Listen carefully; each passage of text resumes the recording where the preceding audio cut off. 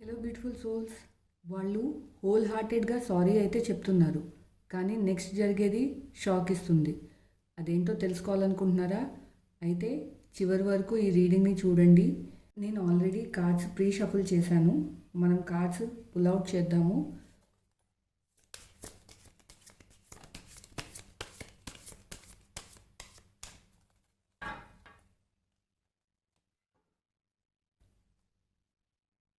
మీరు వాళ్ళ గురించి ఏమనుకుంటున్నారు?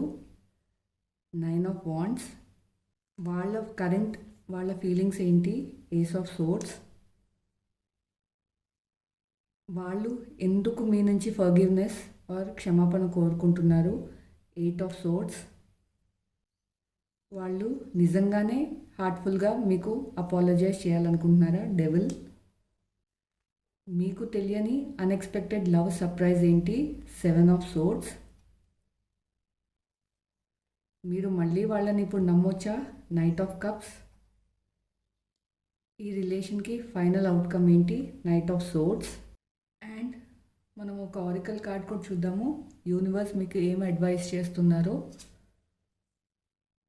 I don't know who I am anymore. Me current energy ఏంటి? మీరు ఎలా ఫీల్ అవుతున్నారు వాళ్ళ గురించి? అంటే మీరు చాలా టయర్డ్ అయిపోయారు లైఫ్లో.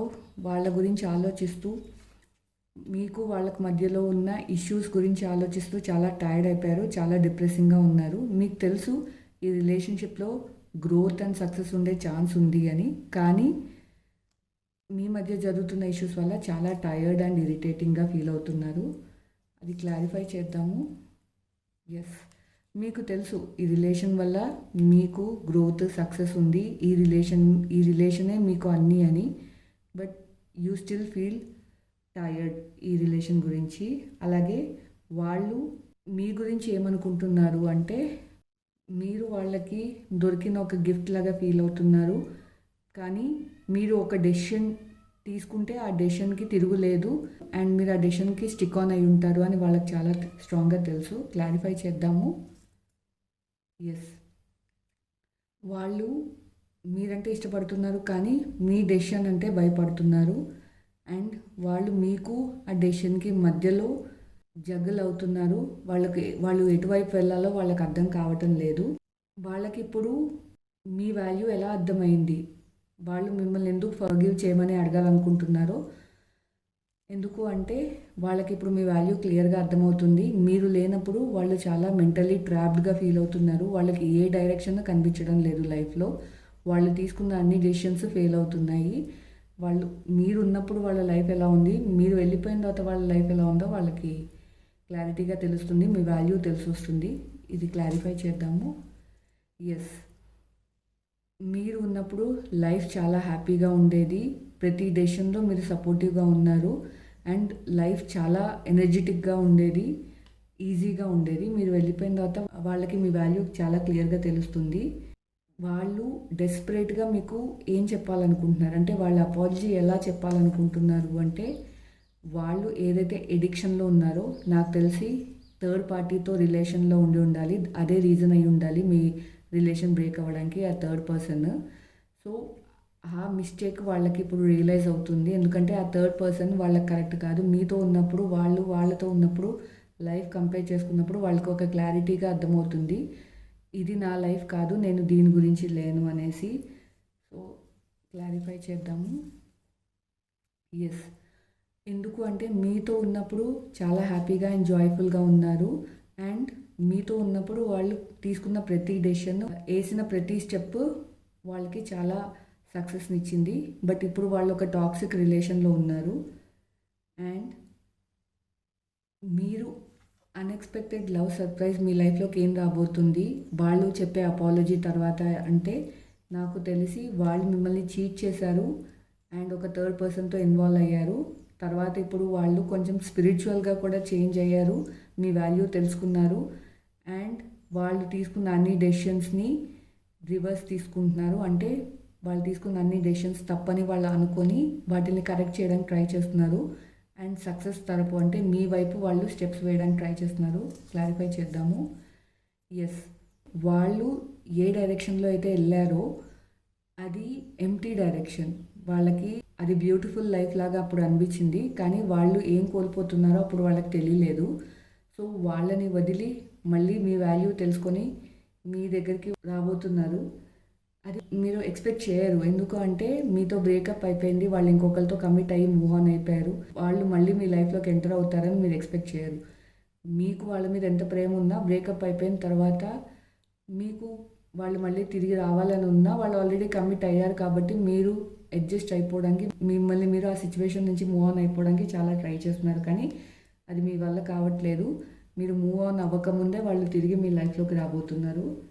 కానీ ఇక్కడ మళ్ళీ మీరు వాళ్ళని నమ్మొచ్చా అంటే యెస్ నమ్మొచ్చు. ఎందుకంటే ఇప్పుడు వాళ్ళు అలా లేరు. చాలా చేంజ్ అయిపోయారు. వాళ్ళు వాళ్ళ కంప్లీట్ ఎమోషన్స్‌ని హార్ట్‌ఫుల్‌గా మీకు ఇస్తారు ఈసారి. ఎందుకంటే వాళ్ళు చాలా జెన్యూన్‌గా ఉన్నారు. చాలా స్టడీగా వస్తున్నారు మీ వైపు. ఇంతకు ముందులాగా ఇంపల్సివ్ డెసిషన్స్ తీసుకోవట్లేదు. క్లారిఫై చేద్దాం. Yes same knight of cups clarified by knight of cups. So వాళ్ళు చాలా నిదానంగా వస్తున్నారు. చాలా స్ట్రాంగ్‌గా వస్తున్నారు ఈసారి. ఇంపల్సివ్ డెసిషన్స్ కూడా ఏం తీసుకోవట్లేదు. వాళ్ళు జస్ట్ వాళ్ళ కంప్లీట్ ఎమోషన్స్‌ని, హార్ట్‌ని మీకు సరెండర్ చేయడానికి రాబోతున్నారు. అండ్ ఈ కనెక్షన్‌లో నెక్స్ట్ ఏం రాబోతుంది? What will be the final outcome అంటే ఒక్కసారి వాళ్ళు మీ లైఫ్‌లోకి మళ్ళీ ఎంటర్ అయిన తర్వాత ఒక డెసిషన్ తీసుకుంటారు. ఆ డెసిషన్ ఏంటి అంటే క్లారిఫై చేద్దాం. యెస్ మీరు ఏదైతే చాలా హర్ట్ అయ్యారో, చాలా బర్డెన్ తీసుకున్నారో, బర్డెన్‌గా ఫీల్ అయ్యారో, ఎందుకంటే వాళ్ళు వెళ్ళిపోయిన తర్వాత మీరు చాలా హర్ట్ అయిపోయారు. మీరు వాళ్ళు మూవ్ ఆన్ అయినంత ఈజీగా మీరు మూవ్ ఆన్ అవ్వలేదు. ఇప్పటివరకు మీరు స్ట్రగుల్ అవుతూనే ఉన్నారు. రోజు యాంగ్షియస్‌గా ఫీల్ అవుతూనే ఉన్నారు. కానీ వాళ్ళు ఎంటర్ చేయగానే మళ్ళీ మీరు చాలా హ్యాపీగా ఫీల్ అవుతారు. నెక్స్ట్ స్టెప్ ఈ రిలేషన్‌లో నెక్స్ట్ స్టెప్ వేయడానికి వాళ్ళు ఎంత డెస్పరేట్‌గా ఉన్నారో మీరు టైం తీసుకుంటారు. ఎందుకంటే ఒకసారి బ్రేక్ అయిన హార్ట్ రెండోసారి కమిట్ అవ్వడానికి రెడీగా ఉండదు. సో మీరు కొంచెం టైం తీసుకుంటారు. అదే వాళ్ళతో కమ్యూనికేట్ చేస్తారు. సో ఓవరాల్‌గా యూనివర్స్ మీకు ఏం చెప్తున్నారు అంటే ఫైనల్ గైడెన్స్ యూనివర్స్ నుంచి ఏంటంటే I don't know who I am anymore. So ఇది కూడా క్లారిఫై చేద్దాము. యెస్ సో వాళ్ళు మీతో అంటున్నారు I don't know who I am anymore. వాళ్ళు ఇంతకుముందు ఉన్న వాళ్ళు ఇప్పుడున్న పర్సన్ కంప్లీట్గా చేంజ్. ఎందుకంటే యూనివర్స్ విల్ సర్వ్ జస్టిస్. మీరు పడిన స్ట్రగల్కి, మీరు పడిన బాధకి మీకు ఖచ్చితంగా జస్టిస్ వస్తుంది. అండ్ ఏదైతే అపాలజీ వాళ్ళు చేయాలనుకుంటున్నారో అది వస్తుంది. అండ్ వాళ్ళు లైఫ్లోకి తిరిగి వస్తారు. అండ్ మీరు పడిన పెయిన్కి మీకు ఒక ఆన్సర్ కూడా దొరుకుతుంది యూనివర్స్ నుంచి. సో ఈ రీడింగ్ని సమ్మరైజ్ చేయడానికి నేను పర్సనల్ రీడింగ్స్ కూడా స్టార్ట్ చేశాను. మీరు పర్సనల్ రీడింగ్స్ తీసుకోవాలి అనుకుంటే నాకు ఈ వీడియో కింద మెసేజ్ చేయండి. నేను డీటెయిల్స్ ఇస్తాను. అలాగే నా ఇన్స్టా లింక్ కూడా ఉంది. అక్కడ కూడా మీరు నాకు మెసేజ్ చేయొచ్చు. మీరు వాళ్ళ గురించి ఏమనుకుంటారు అంటే మీరు చాలా బర్డెన్ ఫేస్ చేశారు. చాలా నలిగిపోయారు. చాలా యాంగ్షియస్గా ఫీల్ అయ్యారు ఈ రిలేషన్షిప్లో. ఆ రిలేషన్ మీకు ఎంత ఇంపార్టెంట్ అయినా కూడా మీ పర్సన్ బిహేవియర్ వల్ల మీరు చాలా నలిగిపోయారు. అండ్ వాళ్ళు మీ గురించి ఏమనుకుంటారు అంటే మీరుంటే వాళ్ళు హ్యాపీగా ఉంటారు. కానీ మీరు ఏం డిసైడ్ చేసినా దానికి తిరిగి ఉండదు. సో వాళ్ళు రెండు డెసిషన్స్ మధ్యలో ఆసిలేట్ అవుతున్నారు. రెండు డెసిషన్స్ మధ్యలో జగ్గులు అవుతున్నారు. రెండు డెసిషన్స్ ఏంటి అంటే మీరు తీసుకున్న డెసిషన్కి తిరుగులేదు. ఆ డెసిషన్ ఏంటి అంటే మేబీ బ్రేకప్ అవ్వచ్చు థర్డ్ పార్టీ వల్ల. అండ్ రెండో డెసిషన్ అంటే థర్డ్ పార్టీ. సో మీతో ఉండాలా థర్డ్ పార్టీతో ఉండాలా వాళ్ళకి అర్థం కావట్లేదు. ఎందుకంటే మీతో ఉన్నప్పుడు లైఫ్, థర్డ్ పార్టీతో ఉన్నప్పుడు లైఫ్ కంప్లీట్గా చేంజ్ ఉంది. అండ్ వాళ్ళు మిమ్మల్ని ఎందుకు ఫర్గివ్ చేయమని అడుగుతున్నారు అంటే వాళ్ళు థర్డ్ పార్టీతో ఇన్వాల్వ్ అయిన తర్వాత, థర్డ్ పర్సన్తో ఇన్వాల్వ్ అయిన తర్వాత మీ వాల్యూ తెలుసుకున్నారు. వాళ్ళు కంప్లీట్గా ట్రాప్డ్గా ఫీల్ అవుతున్నారు. వాళ్ళు తీసుకున్న డెసిషన్స్ అన్నీ ఫెయిల్ అవుతున్నాయి. ఎందుకంటే మీతో ఉన్నప్పుడు వాళ్ళు చాలా హ్యాపీగా ఉన్నారు, చాలా ఎనర్జెటిక్గా ఉన్నారు. వాళ్ళు ఏం చేసినా సక్సెస్ చూశారు. సో మీరు లేని లోటు వాళ్ళకి తెలుస్తుంది. మీ వాల్యూ వాళ్ళకి అర్థమవుతుంది. అండ్ ఇది నిజంగా వాళ్ళు డెస్పరేట్గా మీకు చెప్పాలనుకుంటున్నారంటే అవును. ఎందుకంటే ఆ థర్డ్ పర్సన్తో వాళ్ళకి ఒక అబ్సెషన్ ఉండింది. అండ్ అది అందులోకి వెళ్ళిన తర్వాత మీ వాల్యూ అర్థమైంది. అండ్ వాళ్ళు తీసుకున్న డెసిషన్ ఎంత తప్పైందో వాళ్ళకి ఇప్పుడు క్లియర్గా అర్థమవుతుంది. అండ్ వాళ్ళు ఒక డెస్పరేట్ యాక్షన్ తీసుకోవాలనుకుంటున్నారు మీ వైపు.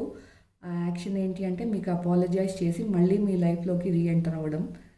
అండ్ అన్ఎక్స్పెక్టెడ్ సర్ప్రైజ్ ఏంటి అంటే మీ లైఫ్లో వాళ్ళు మిమ్మల్ని మోసం చేసి థర్డ్ పర్సన్ దగ్గరికి వెళ్ళిపోయారు.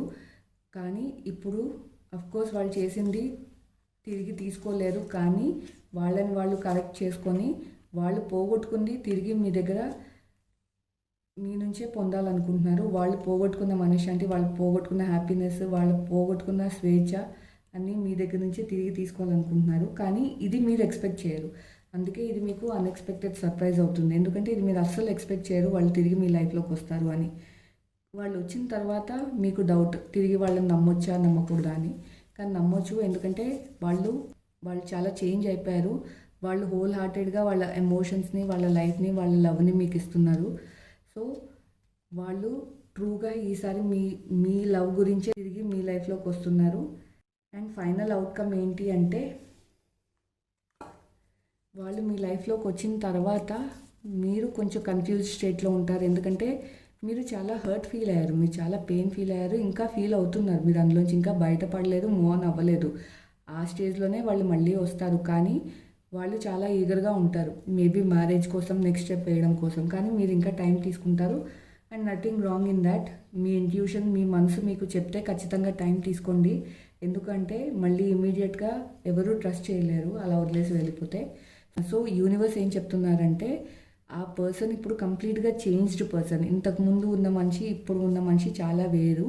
అండ్ మీరు పడ్డ బాధకి మీకు జస్టిస్ జరుగుతుంది అండ్ మీరు హ్యాపీగా కూడా ఉంటారు అనేసి.